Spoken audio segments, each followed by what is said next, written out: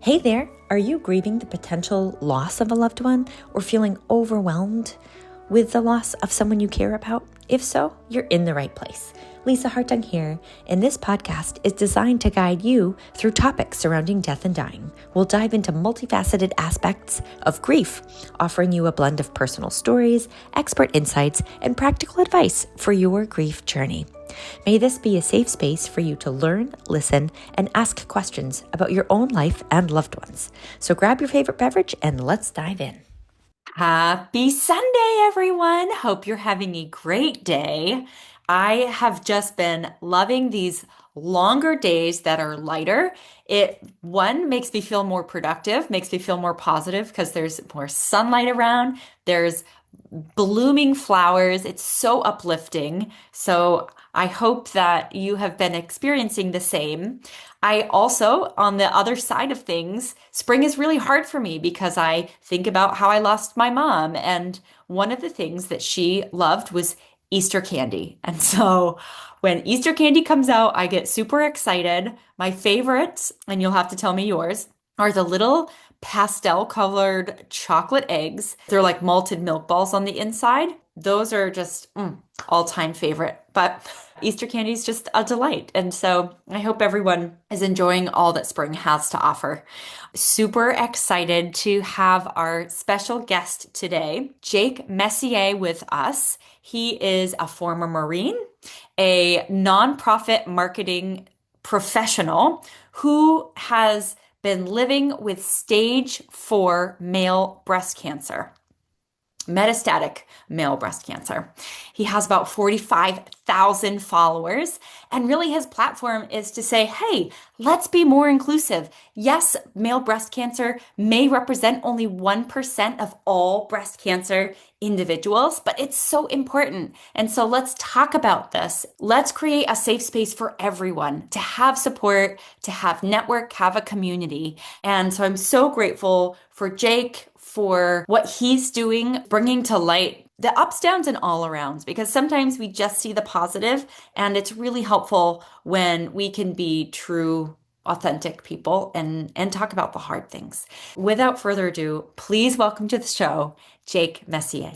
All right, everyone, welcome back to another week of Giving Grief Grace. I'm super excited to have Jake Messier here with us today. So welcome to the show, Jake. Thank you so much for having me. This is a great platform. I'm glad to be talking to your audience. Thank you. Oh my goodness. You have really taken a personal approach. You have a marketing background and you were diagnosed with stage 2 male Hmm. breast cancer just last August.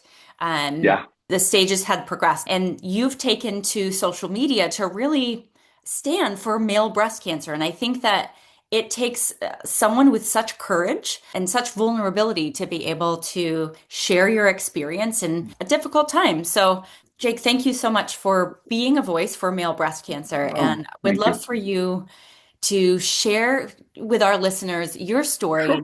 How did it first happen? And tell No us a little bit problem. about you.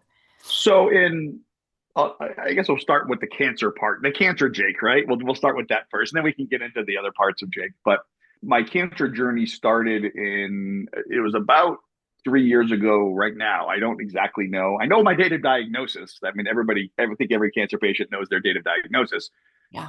But I think my story starts about 4 to 5 months before that, which was the March, April timeframe of 2023, when I was putting on deodorant and I noticed a lump and I was like, well, that's weird. That's literally, I think I said it out loud and I went on with my day because men are not taught that if you find a lump, you tell somebody, right? There's Yeah. been 60 years of health classes for young girls. When you're in sixth grade, you find out if you find a lump, you tell somebody. And that is never taught to young men. And so I, Mm, I try to remember, I try to go back because breast cancer is obviously such a big part of my life now. I try to go back and think, did I know that guys could get breast cancer before I got breast cancer? And the answer is I don't think I did, right? I don't think I knew that. And that's probably the case because it's somewhere between 90 and 95% of the general public don't know that men can get breast cancer, which is just an astounding number. And then if you go there's other stats out there that it's like 85% of people that have breast cancer in their lives directly. Their mom's got it, their wife's got it, their sister's got, breast cancer is directly in the 85% of those people don't know that guys can get breast cancer. So Mm. like the work that we have to do is monumental. So I was initially diagnosed invasive ductal carcinoma, stage 2. Mm. And invasive ductal carcinoma sounds really bad and all, but it's sort of the run of the mill breast cancer, right? It's the one, and I was told this by my original oncologist. I've moved to Dana-Farber in Boston now, but my original oncologist was telling me things like, you're going to do your time in the chair, chemo chair. You're going to do your time for a year, and then you're going to come out of this like everybody else does, right? And that was sort of what I was told and what I was expecting, right? I'm going to go do my time, and then I'll be fine. As it progressed through that year, they kept on seeing this spot on my hip. And I think this is part of the delay it took almost a year for them to confirm that the breast cancer had spread to my hip. Wow. And people are like, well, why didn't you get a biopsy? I'm like, I got 4 biopsies and they were all inconclusive. And every time they did it, it's on my hip bone on the interior. So every time they did it, they had to do a controlled fracture of my hip and landed me in a wheelchair every time I did it. It was just literally September of 25, just this past September, where they finally came out and said, okay, we can confirm that it's not inflammation. We know that this is breast cancer that has traveled to your hip, Wow. which jumps you to stage 4, right? Stage 4 metastatic. It all means the same thing, right? Metastatic breast cancer, stage 4 breast cancer. It's all the same thing. You can call it a terminal disease because that's what it is, right? If I don't get hit by a truck, this is the thing that's going to take me out, right? This is the thing that'll eventually end my life.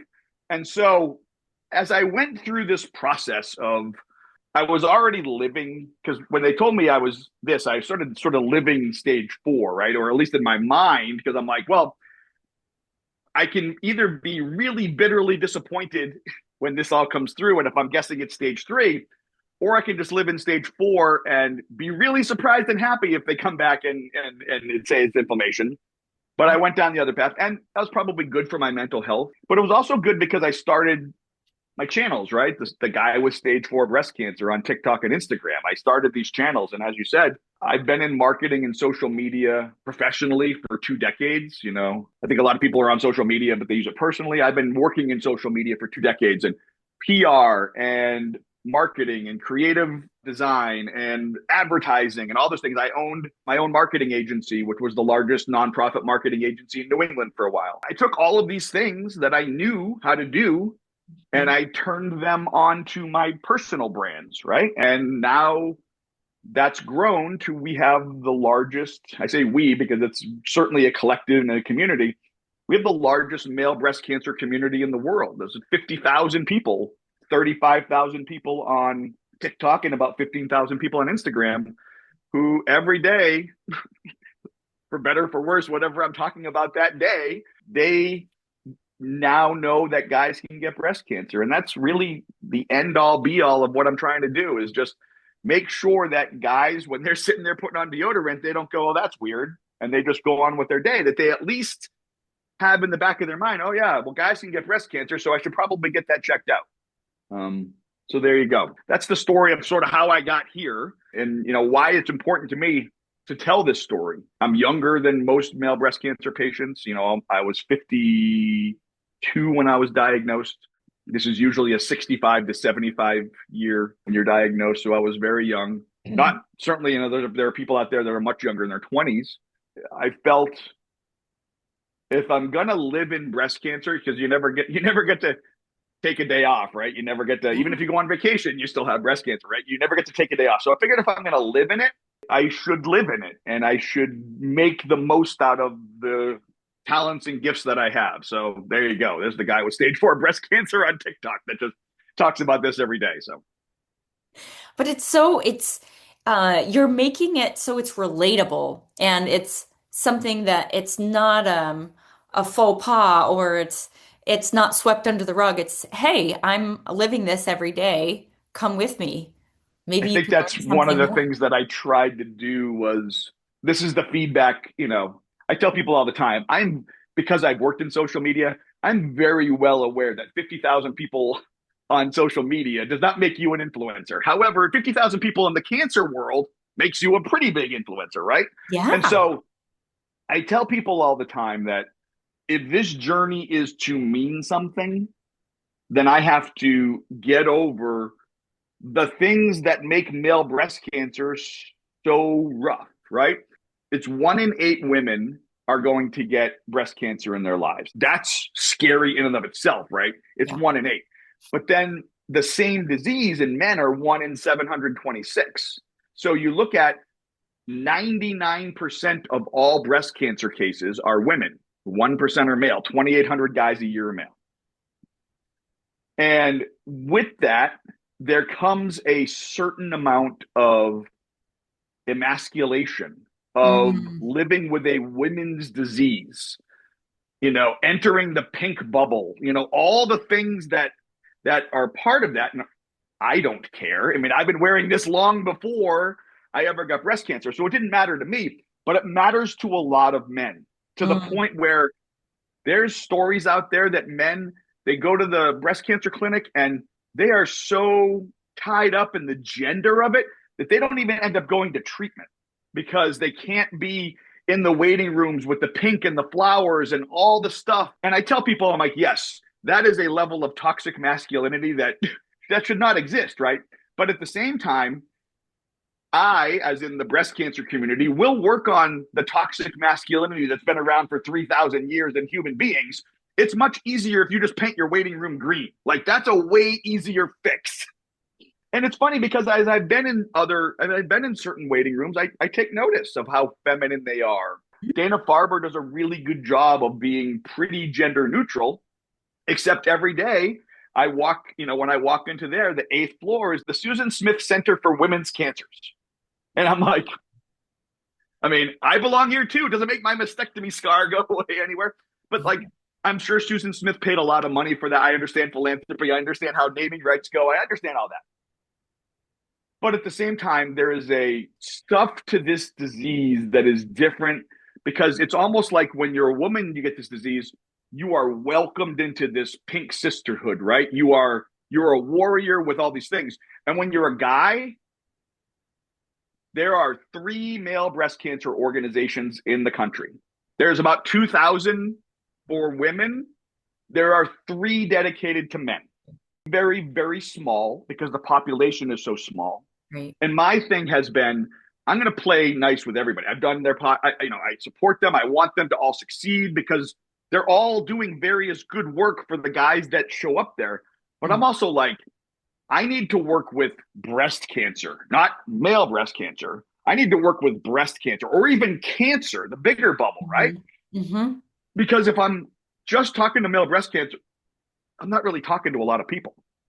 So that's why my advocacy has been to get the major national breast cancer organizations, Susan G. Komen, the National Breast Cancer Foundation, the Breast Cancer Research Foundation. There's several that are huge and very well known, to pay more attention to male breast cancer because, much like everything else in the world, right? You can talk about politics today, you can talk about whatever you want, but if the power group in charge of whatever you're trying to break into doesn't want to let you in, then they're not going to let you in.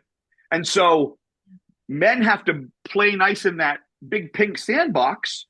And look, I mean, I am thrilled that I have the big pink umbrella. I'm honest because, have you ever heard of appendix cancer? I haven't. I hadn't. Right. The same number of guys that get appendix cancer, same number of people that get appendix cancer every year get male breast cancer every year. And so I at least get to be under that pink umbrella, which is the most funded. Breast cancer is the most funded, the most well-known. And the pink ribbon, I mean, is one of the best marketing campaigns other than like Coca-Cola that's ever been invented. Like, it's a massive success. And so rather than fight against being part of breast cancer, which I will tell you, there is 20 to 25% of the established breast cancer, they don't want me involved. They don't want men involved. I've been told to my face, men have too much voice in this world. You're not taking mine away. And I'm like, not trying to take away your voice. I'm literally just trying to be heard. And Mhm. so, 2 weeks ago, I was told that I couldn't, in our little sleepy, Western Mass, I was looking for a in-person support group to go to. I get invited to Zoom things all the time, but I was looking for a place to go and sit Yeah, and community. commiserate with other people. Mm-hmm. And I was told that I could not join the breast cancer support group or the metastatic breast cancer support group because of my gender. And I was like, So this kind where? of discrimination is rip, and it only feeds into a lot of guys feeling like they don't belong. Because when the disease that you are a part of Mm-hmm.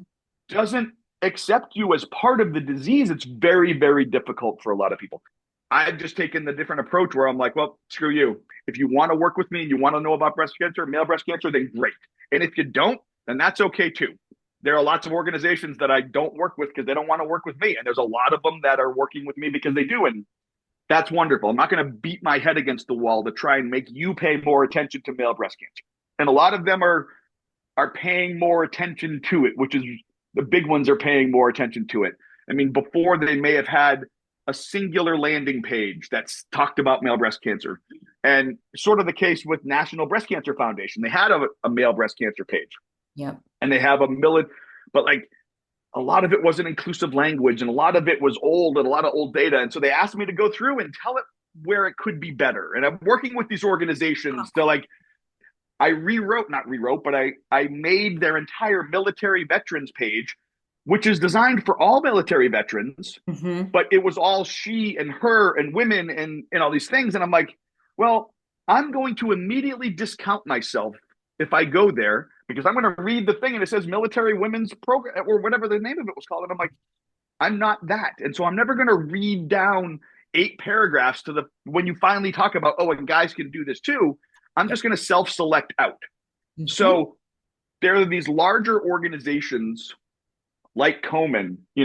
Just yesterday, Komen featured me on their Komen 3-day blog. This goes out to hundreds of thousands of people in their newsletters and on their social and stuff like that.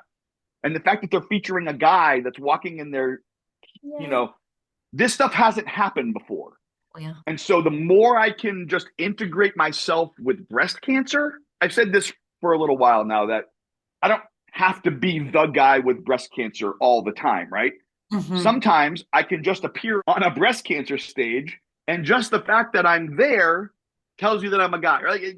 I don't have to.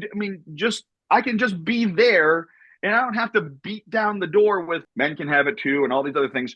I'm just going to talk about breast cancer like anybody else would, and just the fact that I'm a guy Mm-hmm. will let you know that I have it too. That's sort of the approach that I'm taking now, which is a little bit different than a lot of other people, which is every time in a conversation, they're like, and women should do, and they raise it, like, and men, and men. And I'm like, oh, yes, I understand. I get it.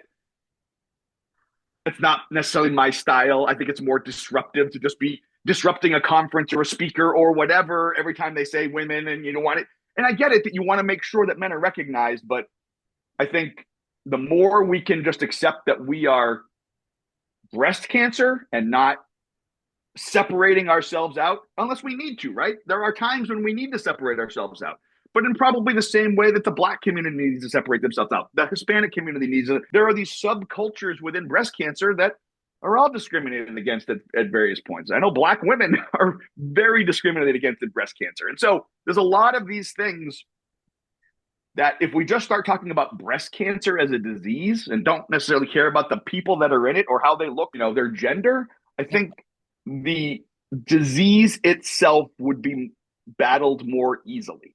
Some of these organizations have it says, fighting breast cancer for all. And I'm like, really? Because you don't even have the word men mentioned on your page once. So how can you be fighting breast cancer for all? All these things. So I'm a man with breast cancer, so gender's gonna come into the conversation. But at the end of the day, I think where it needs to go is just I'm a breast cancer patient. I'm a metastatic breast cancer patient. And oh yeah, I have different plumbing than you, but that's literally the only thing. I mean, it's the only thing that's different. And so it's a constant battle. And, some days are easier than others. Like 2 weeks ago, when I was rejected from going to that Support in person, group.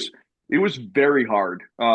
emotionally, mentally, you know, it doesn't matter what I do. I'm not being accepted. I'm not being, I'm not part of this group. I'm not part of this crew. And it just, I did a post on it. And then, hundreds of people came out to my defense and they were demanding to know I don't need to know the organization is fine. I don't need to, go after them. What I need you to know is that if this ever happens again, and if it happens at your thing, then make sure you're being inclusive. That's what I want. Make sure that if a guy, I said, and it's not just me. I said, it's not just men in breast cancer. It's women in the colorectal space, right? Women in colorectal only make up 5% of that. So there are subgroups of every kind of cancer out there, unless you're in prostate or ovarian or something like that is gender specific. When that organization told me I couldn't go to their breast cancer support groups, they offered me to go to the prostate cancer group. And I said, the only thing I have in common with these guys is A, I have cancer, and B, I have the correct plumbing. I said, other than that, prostate cancer is one of the leading killers of men. They don't live in this isolation. If they have prostate, they have a community of built-in guys around them. They may not want to talk about it, but it's there. Yeah. There's no community for male breast cancer. I mean, there's little support groups here and there, but when you think about Homan and the big pink walks and all those things, there's nothing like that. So, yeah. And so you're really the first pioneer that has come to this to say, hey, we need to change the script. We need to rewrite how we're communicating with. There's been lots of people. I don't want to take that credit. There's been lots of people before me. I think what I've done is you've normalized it almost. I've normalized it and I've made it safe to talk about. I think that's some of my most, I get dozens, if not hundreds of DMs a week now. And it's overwhelming at this point to try and keep up with all of them. So I don't. Every guy that writes me, I certainly make space for every man that writes me because I want them to know that they're not alone. Mm-hmm. But there is this notion that men are just going to pull themselves up by their bootstraps and just trug along and all the things that sort of typical. But you need support too, right? 100%. We need support. And so the more that Komen is accepting of us, and then, if Komen, the organization, accepts us, then it makes it really hard for individuals to be discriminatory down the line, right? If the organization, the more and more that it's just recognized that it's a thing, then that's better. And so that's why I try to make my social, there's so many cancer socials out there, so many people that are documenting their journey. And I don't mean this, they're all incredibly sad. They're documenting this very tough journey and there's no hope and there's no silver lining. And so my thing is, yes, I'm the guy with stage 4 breast cancer and that's my handles on TikTok and Instagram. But there are posts when I don't talk about breast cancer. There are posts when I'm just playing ball with my grandkids or taking the dogs for a walk or going out to a restaurant to have ramen, and we'll talk about everything, but I won't mention cancer. And the algorithm hates that. I mean, the algorithm only likes it when I talk about cancer, and those posts don't do as well. Yeah. But I have to show that there are other aspects to my life other than just having cancer. You're living. And so, yeah. And so that's an example that I want guys, the best comments I get are from guys that come onto my, or, and women too, but certainly guys that come onto my page and they're like, I was diagnosed 2 weeks ago and I started watching, and I've watched a year's worth of your TikToks, and, I post daily. And so you went, because he's liking things from a year ago. I'm like, you really did go back and, watch these. And he's like, and I'm now not as afraid to go into chemo, or I'm not as afraid to get my mammogram, or I'm not as afraid to do these things because you've shown me that it's okay to not, to be fearful, but I'm going to be okay. And I start all those conversations with guys that come into my channel saying, hey, I found a lump and I'm going to a doctor next week and I'm really scared. And they all start the same way. I'm like, look, the odds are in your favor. If you're a woman, the odds would not be in your favor. But because it's 1 in 726, the odds are in your favor that this is not breast cancer. It's a cyst, or it's a thing, or I mean, when I went to my primary care physician with this, he listed off 10 things that it could be, and none of them were breast cancer, you know? And but he had the foresight to say, well, let's just send you for a mammogram just in case. And I came back and he was like, oh, my bad. My wife's, we have 5 dogs in the house, and my dog, Jiva, she's a big side character on the channel. So everybody knows Jiva, and everybody knows my wife, Nicole. Nicole is my wife. She's on the side channels as well. Or she's a big side character on the channels. Mm-hmm. But when we talk about, when I first went in, and Nicole, who has, the reason why she's such an amazing side character on my social channels is because she is an amazing caregiver, right? But she's living a fairly lonely life, right? Because if guys are only 1%, then only 1% of the breast cancer caregivers out there are women, unless you're in a lesbian relationship, unless you're in a female, but that's a very small number too. So like, women caregivers in breast cancer need to be supported because there's so few of them that are operating in that space. Most of the time it's male caregivers, and the numbers there are astounding, of like something like 30% of women that have breast cancer, their husbands end up leaving them. I mean, it's this ridiculously stupid number. Luckily, I have an amazing wife who didn't leave, and she's still hanging around every day. We show our life and even the scary parts of our life. I mean, we agreed. I've been taking pictures and documenting our lives for a long time. I've been posting daily on Facebook since 2008. So like, it's become a daily diary of our lives. Like our kids, things that we would have forgotten about for years are not there. But we had agreed that we were going to document even the hardest parts of this. I was going to get out the camera and shoot these raw emotions. I mean, we got the call about my metastasis when we were on vacation up in Wisconsin with our best friends in Wisconsin. And we get the call about going stage 4. And within 45 seconds of walking out the door, I got my phone out and started recording, and had this, it's pinned on both of my channels, but it's this amazing moment of gratitude for the life that we lived till that moment, because everything changes in that moment, right? Yeah. But my wife and I are recording us in shock, and I'm just trying to process in that moment.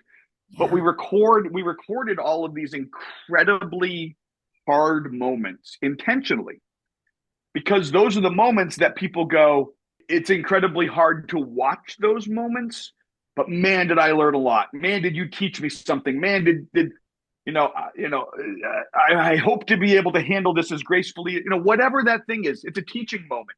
And so because of that, we have largely recorded the really hard moments and the really joyous moments too. I mean, I think those are, easy to capture and to share, right? Yeah. But the really hard moments, when I was sitting in the sunroom, this was the summer of 23, when things were just starting to go down. Like, I was not going to be okay in a year. Those things that I was not going to be okay. And it was on our anniversary day, which is June 6th. And I was just sitting in the sunroom, and my wife was in the kitchen, and she put on our wedding song. Aww. And she just started playing it in the Google speaker, right? And because I was in the other room, right? And I was like, okay, I'm just gonna get out my phone, and I start recording a reaction video to her playing our wedding song on the speaker out in the sunroom. And I was like, oh, okay, this is really nice. And I started to record me, and then I realized, like, I'm having a real moment here, like a real moment of desperation, because I'm not going to get better. Like, I'm never going to be the person that we thought I was going to be in retirement. My wife's 47. She shouldn't be a primary caregiver at 47 years old. Like, it's just one of those things that you don't think about when you get married and all these things. And so I captured this incredibly raw moment of me just breaking down. And, I have the camera set up in front of me, sort of like this, and she walks in, and you see my face like light up because she's there, and I'm still sobbing. But she comes over and she wraps her head around my head, and she's like, it's going to be okay. And she didn't even know I was recording. But I'm like, those are the kinds of moments that I think are so real Mm-hmm. that people are not afraid to share their real moments. And I think that's one of the really cool things about my platform is that Yeah. I had a guy a couple of weeks ago say, I've had breast cancer for 14 years. I'm in remission now, Wow. but I've had it for 14 years. And there was 5 people in my life that knew about it. My wife, my kids, and my parents. Nobody else ever knew I had it because I was too ashamed to tell anybody. I was too, I had this women's disease. I couldn't do Mm-hmm. it. Mm-hmm. And he goes, I changed my Facebook status to breast cancer survivor the other day because you made me feel brave enough to be able to do that. And that's like, it doesn't matter what else I do. It doesn't matter how many thousands of dollars I raise for, it doesn't matter. Like those little moments where a guy felt brave enough after 14 years to like, Yeah. that's what matters. Like that's the part that matters the most. Like That's the making ripple people effect. feel less afraid and more brave. That's what I want. And I don't make any money off of social media. I'm not selling merch. I'm not going on live and doing all these things. It is a purely altruistic thing that I'm just going on there and saying I went on there because a lymphedema company sent me some awesome sleeves for my lymphedema arm, right? And I think most influencers would go on there and here's the discount code and go and I was like, hey, these guys sent me some awesome gear that I'm going to use every day. You should go check them out and all these things. It was not about me getting paid by lymphedivas to do all this stuff. It is Yeah. these are amazing people that I know can help out you in the same way that you can help out me. They helped out me. So it's a mission born out of the fact that I've been doing this for 30 years and I don't know how else to be other than completely transparent with the world. It's Mm-hmm. just I've happened to be transparent with the world on a really sensitive subject. And therefore, because I can talk eloquently, or at least, occasionally talk eloquently, it gets paid attention to. And that's all that matters. I was originally going to start talking, nobody, here's another startling fact about male breast cancer that is troubling. There has never in the history of breast cancer, and if you go back in time, how many billions of dollars have been spent on breast cancer research? It's somewhere between $7 and $10 billion have been spent on breast cancer Yeah. research. You know how many dollars have been spent on male breast cancer? I'll give you a hint. It starts with a zero. Wow. From a marketing There is perspective, or no, from a research perspective, nobody has ever been in a lab and looked at the differences between male and female breast cancer. Ever.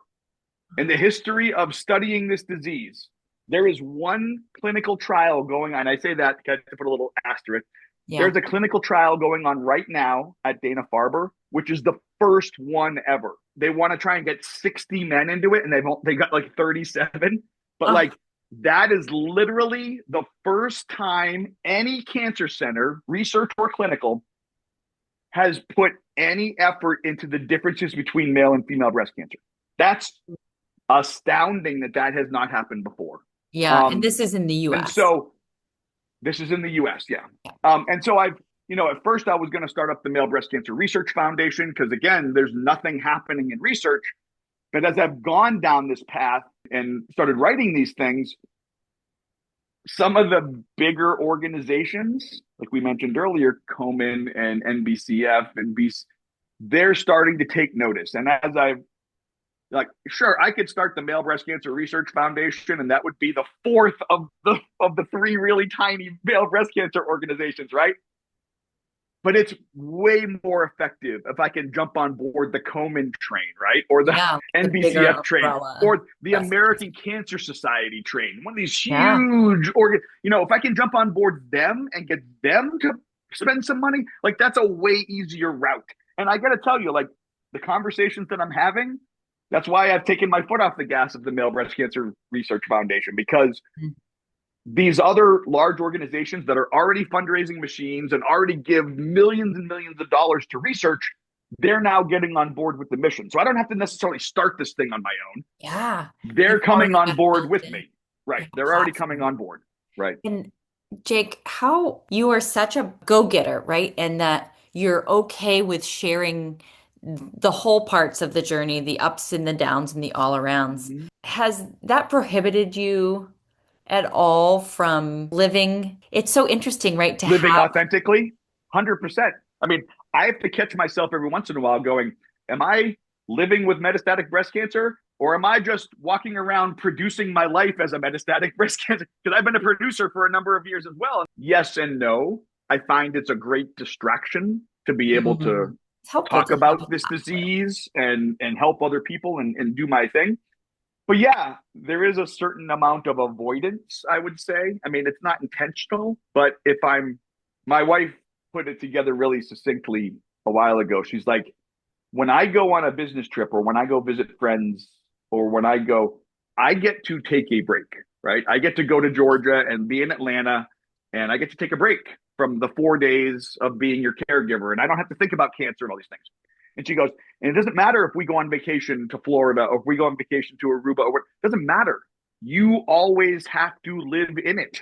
Yeah. And in fact, sometimes going to a foreign place is different, it's harder because, it's not my normal routine. It's not my normal things and all those things. Yeah. So she made a very cogent point that she gets to take a break and everybody else gets to take a break and I don't. And so that was like a year and a half ago. And I was like, at first I was like, well, that sucks. I don't want to think about that.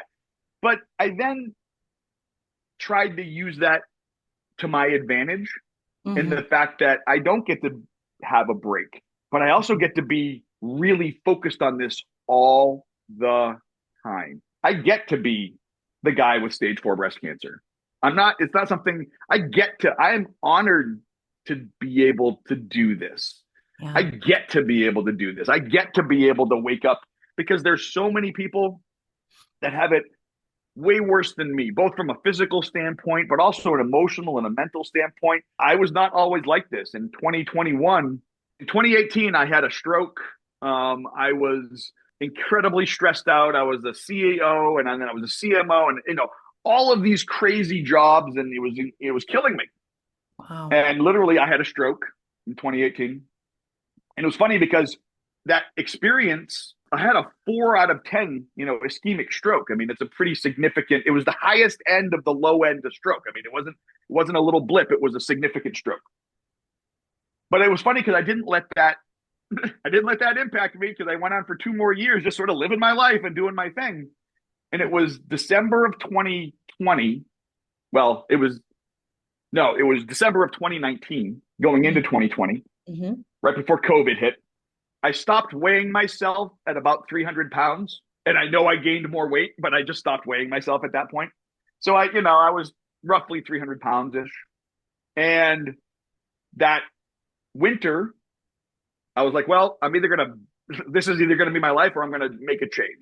I didn't do any crazy diet. I didn't, take any meds or anything like that. I just literally stopped putting as much food in my face as I was, and I started walking. And that's literally what I did. And I dropped 120 pounds and kept it off with yoga and meditation. But about halfway through that, I had lost weight and gained weight my entire adult life, right? And I was sort of going through. But I realized about halfway through that year that a lot of my weight gain and my unhappiness was coming from the emotional churn and the spiritual churn inside me that Yeah. had never been fixed. And so I Mm. went back and I flipped over every rock in my soul and Wow. looked at it and examined it and made a list of about 80 people that I owed apologies to, like for various points in my life. Like some were 20 years old, but I owed you an apology for this. And some people were like, I don't even remember that happening. And some people were like, that's fine. Some people were like, screw you. I never want to talk to you again. But like, it was me. I was apologizing to you, and those kinds of things. And Hmm. I did all that work. And then lo and behold, you know, all of this starts to make sense. The weight came off. It wasn't, yes, it was a physical attribute of weight, but there was a lot of you hear about the emotional and the mental and the spiritual things that I had to overcome. Mm. And I did, and I flipped over all those rocks. And so I think when most people start their cancer journey, that's when they start this process, when they're like, oh, what does it all Yeah. mean? Right. I had been doing that for 2 solid years of deep therapy, deep self-analysis, and Wow. then I got sick. So like I was in I had lost all this weight. So the physical attributes, obviously, for losing that much weight would be very difficult. But like trying to do this work with cancer would have been very difficult. People do it all the time and people come out of cancer very changed. I was just lucky enough to do this for the 2 years before. And so when I got to cancer, I was like, oh, well, just another obstacle, but we'll figure it out.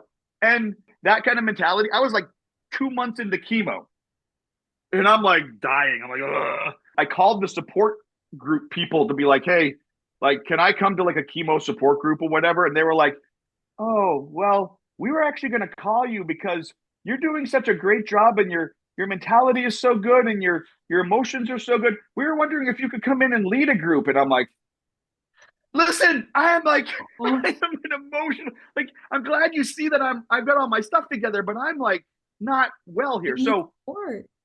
right. And so that was the level of I had to go deep into myself to figure all this out. And I did that before I got cancer. When I was going through, certainly active treatment, chemo and surgeries and radiation and all those things, when you're in that, you need things to fall back on. You need a personality to fall back on because your personality becomes a chemo, your personality becomes that.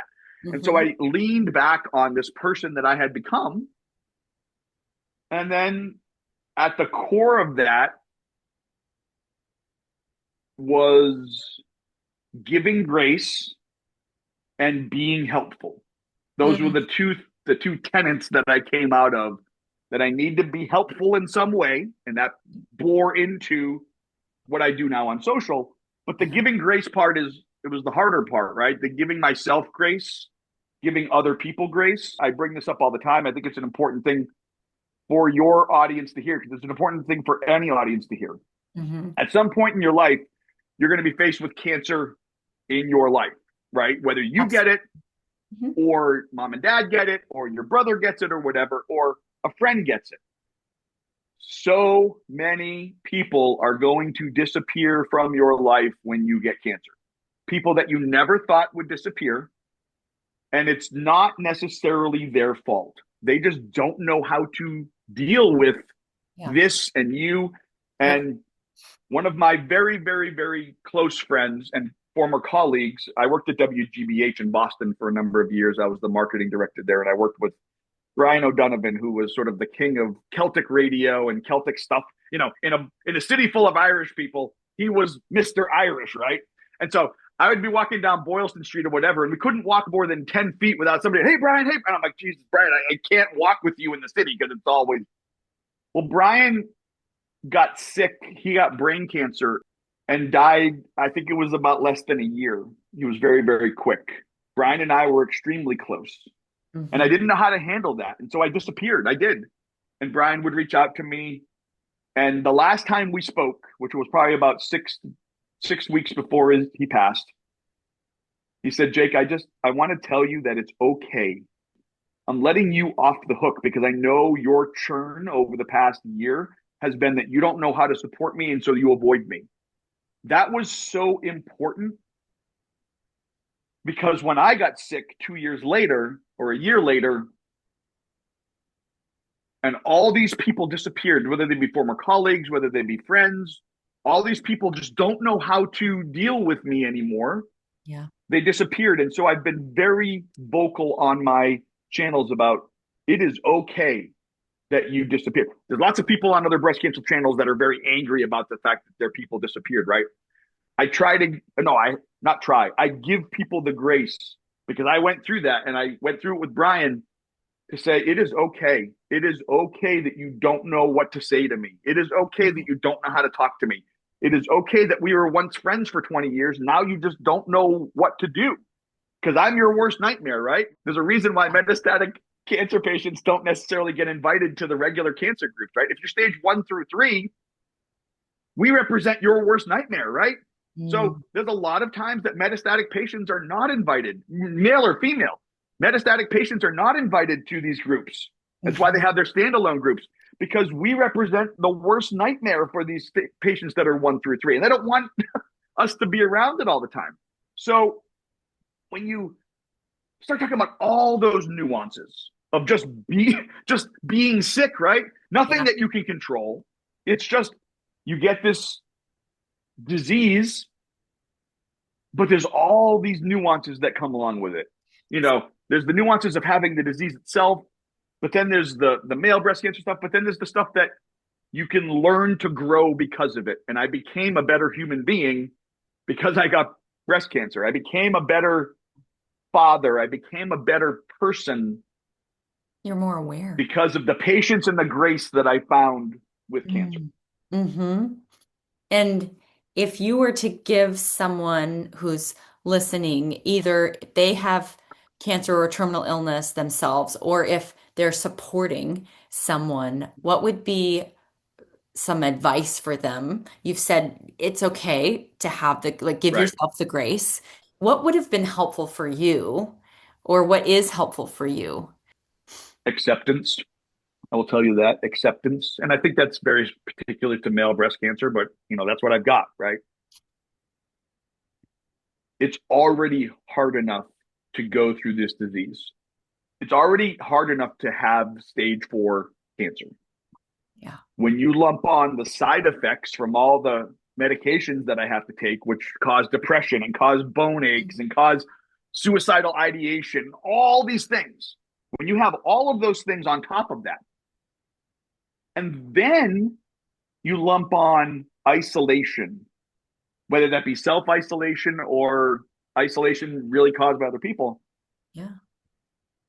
I think that's the biggest thing is just being there for someone. That doesn't mean Yeah. you need to go sit in their living room every day. It means that they need to know that you're there in their corner. If your normal cadence with a person is that you talk every 2 months, you text. I mean, I have friends that I don't talk to very often, but every 2 months we have a crazy text chain for like a day, and then we don't talk for 2 more months, right? But we just pick up where we left off. I share some crazy stories, and then we just move on to the next thing, right? Mm-hmm. I don't talk to those people any more than I did before, but I talk to them the same because they've made an effort to keep that cadence. And so that's something that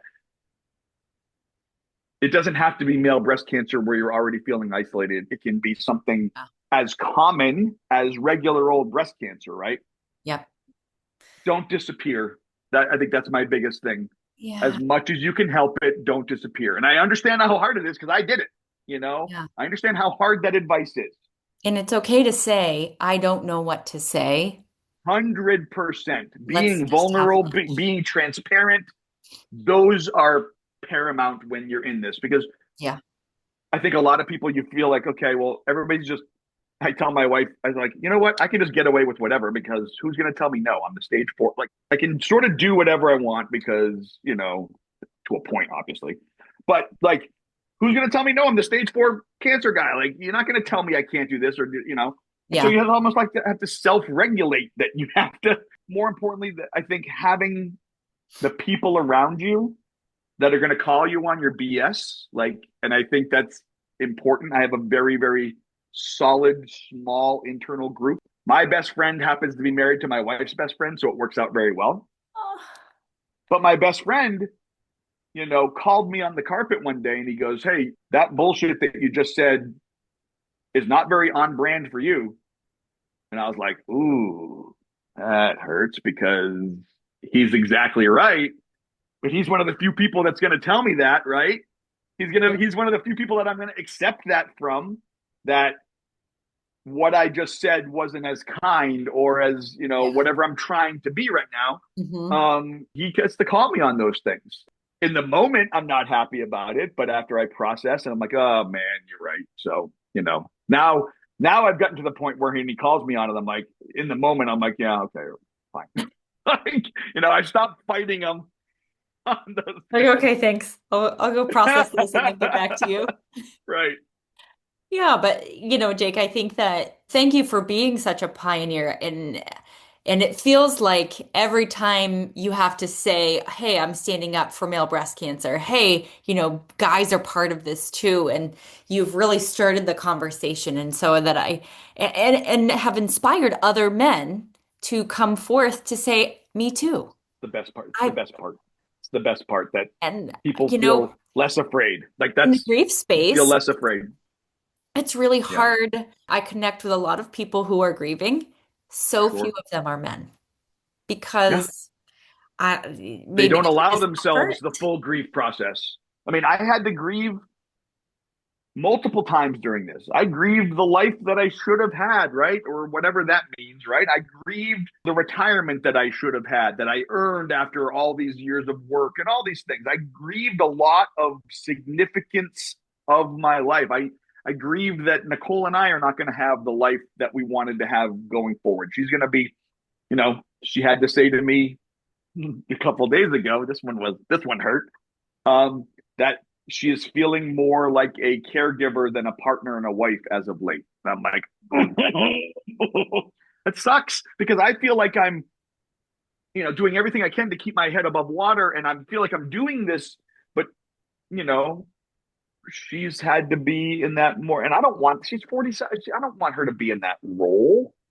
I Mhm. want. I want to be a true 50-50 partner in our marriage, and I'm not right now. So I've taken some steps this week to be more independent, which is funny because I think everybody that watches my channels are like, wow, this is like he's got all his stuff together and all this stuff. And I'm like, no, I'm literally just a stage 4 cancer patient that for the minute and a half that I'm on there, you see me. And yes, I can try to help other people, but I'm going through this the exact same way that all of you are. So if Yeah. you have bad days, then you have to know that I have bad days too.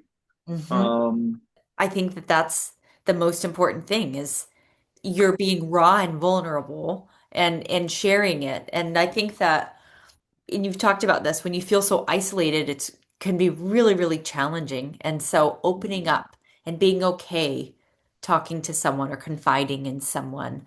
And I love that you answer the men that write to you. Because I how have to. much does that mean to them to say, "Oh, there's one person?" And you recently met another I male did. breast cancer I've been in person. this fight for almost 3 years. And the other day, it was literally a week ago today that I Yeah, met and I went out to lunch with my first male breast cancer. He's stage 2, he does, he's doing fine. He's yeah, like, well, I don't have what, I'm like, no, like you and I are, you may not be in the metastatic space, but like you yeah, get this better than anybody else. yep, And so, yeah, I mean, it is a lonely place. yeah.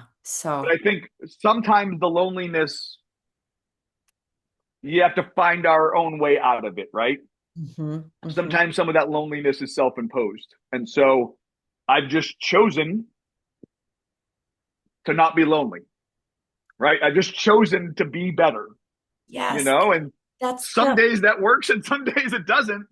But I think you have to make that active choice every day. I wake up every morning and when I'm just opening up my eyes, I literally am saying this mantra where today is going to be a good day and I'm going to be very positive, And on the days that I don't do that, I can tell a difference. And I know that's probably silly, but when I'm just opening my eyes, I'm like, it's funny because metastatic patients, we have a hard time. My wife was like, hey, I want to take this trip in 2 years. And I'm like, okay. And we can plan and all these other things, but like 2 years is so unfathomable to me. yeah, 3 to 4 months is pretty much my max of which I can plan, which is yeah. Like, crazy, let's plan for next month. And, and I live in, to be honest, these conscious cycles. Like I go to bed at night and then I wake up in the morning, and for that 14 to 15 hours that I'm awake, that's what matters. And that's all that I have because I Yeah, don't know what have tomorrow is going to to. be. We have And so I have to just take advantage of those 15 hours that I'm there, and then I'll worry about tomorrow. to. And eventually I string together enough 14-hour days where I'll be like, oh, I guess I had a successful week, but I'm not looking at a week. I can't. Like literally, I'm looking forward, today we're recording this in the afternoon. I sort of have the rest of my day planned, but like tomorrow is just a different thing. And I think that's for most metastatic patients, you're living in this very condensed timeline. Yeah. And so you have to make the most out of every single moment that you're conscious. But I love that you wake up and say, today's going to be a good day, because that internal messaging, I even say this to my 4-year-old every morning. You get to decide if you're going to have a good day or a bad day. 100%. You might 100%. not feel great, but you can tell yourself today's going to be a good day. Right. And the day may derail you or itself, and that's fine. But you woke How you up deal with that. with the intentional, my therapist just today was saying, using the word intention, you know, you wake Yeah, up with this intentional, your intent. I'm going to be better today. And it's not an accident that I was better today. I tried to be better today. Yeah, I tried to be better. My mom was stage 4 pancreatic cancer, and her group, they called themselves the VIPs. This is all other stage 4 cancer Mm-hmm. individuals. And, just a special time to be in a It little group is. and It is. It is. And be. I love my metastatic communities. I love my breast cancer communities. I do. And, Yeah. I go to these conferences. I'm going to a conference in next month in Philly. I think there's 800 women going and me. Like, and it's usually that's how it is that when I go to these things, right? It's You get like, all the hey, lovely attention, Jake. all the lovely attention. It's great.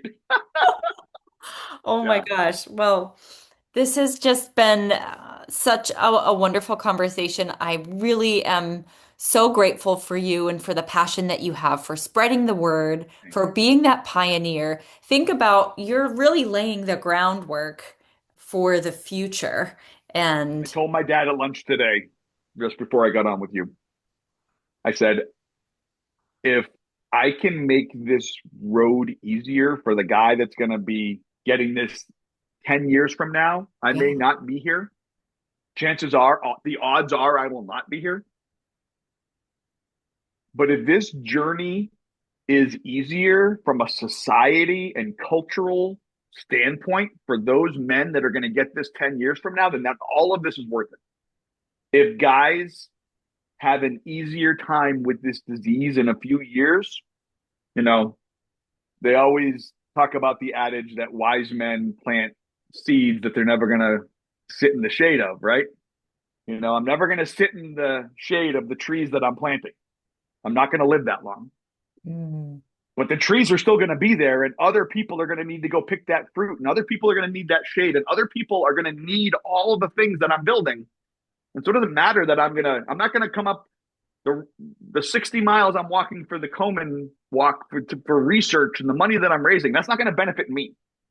Not going for my case. It's going to benefit somebody that's 7 to 10 years down the road. And maybe there will be a cure for metastatic breast cancer by then. But it sure as hell, male breast cancer will not be as isolating as it once was. And I'll spend my last remaining breaths making sure that it's not. yeah, and may it be so. That's so important, right? Is bringing to light these challenges, having this as part of the conversation, and painting your waiting room green or yellow. Painting your Yellow is so happy. so easy. It's so easy. Just paint it green.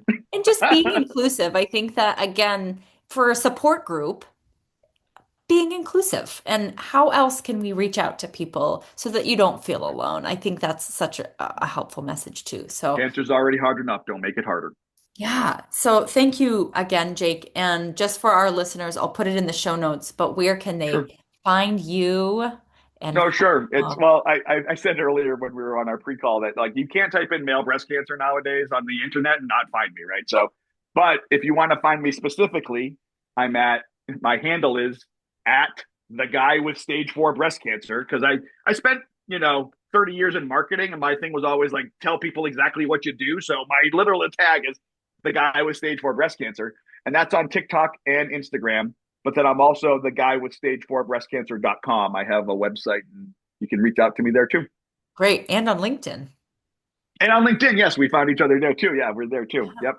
So perfect. Well, we will thank you for being a pioneer and for Having me. making being male breast cancer and bringing that to the forefront of our conversation. And thank you again. I'm wishing you well on your journey and look Thank you. forward to Thank you, Kristen. how this dialogue is going to change and how it's already changing. I'd Again, love to talk to you in a year and tell you, hey, these are all the things that has changed, and you can go to this page and these resources and all these things. I mean, that's what I'm hopeful for. Yeah, well, I'm excited to see it. And I think that AI also is going to help us. We can write the code that goes into AI. So, Right, right. Awesome. all right. Well, Awesome. thank you so much, Jake. I hope you have a great one. Thanks, you too. Thanks. Thanks so much for listening to this week's episode of Giving Grief Grace. It would be such a gift if you could share this episode with someone and brighten their day. You never know what will happen. Subscribe to get a weekly dose of positivity, and while you're at it, please leave a review. May you be kind to yourself in the week ahead and give yourself grace. Thank you so much for listening, and we'll see you next week.